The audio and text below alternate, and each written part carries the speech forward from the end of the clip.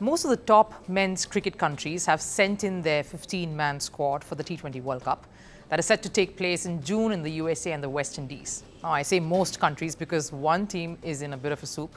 The deadline was May 1st, and this team is yet to even finalize certain members of their squad. Funny you say, there must be a very valid reason to miss a deadline. Not finalizing team members is rather odd. True. Valid reason, I can't say, but shocking enough, yes, because this country is one of the top cricketing teams in the world. So what's the reason and which team is this? Wouldn't take much prodding for you to guess by now, but what is the reason? The Pakistan Cricket Board says that they cannot finalize the list of their first 15 players. And they can't do it just yet because they do not know if these players will be fit and available for the T20 World Cup. And they need more time to reevaluate and reassess the injuries. This is rather shocking. Pakistan has requested the ICC, the International Cricket Council, to give them some more time before they can submit their initial squad. Some reports say that a provisional squad has been sent just in case. We are having fitness issues with a few players, but we hope that during the England tour, we will be able to finalize the World Cup squad.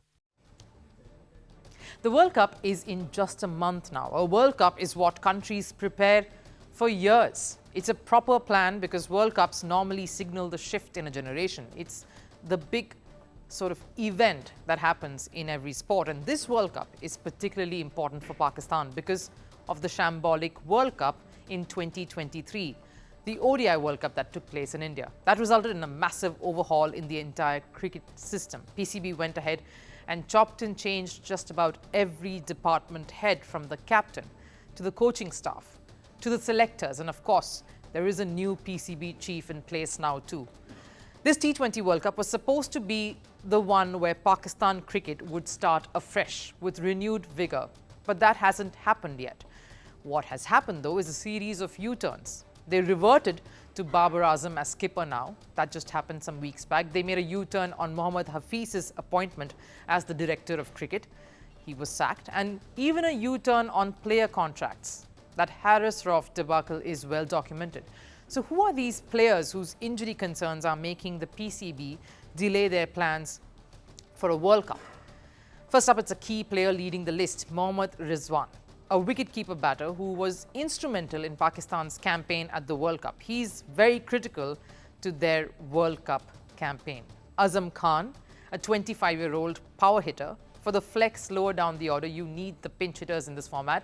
He can bat right through and very, very promising. Of course, the other, Irfan Khan, again, a youngster, a 21-year-old who has shown super promise with his finishing skills as well as a potent fielder, especially in the recently concluded Pakistan Super League or the PSL. And then, of course, is Haris Rauf. Again, one of the senior most fast bowlers in the squad who is going to be extremely important to Pakistan's fortunes because he has travelled and bowled the world over. His experience and skills with the ball will be crucial. Now, these players are currently injured. Let's say that Haris Rauf, of course, is an injury that's carried over.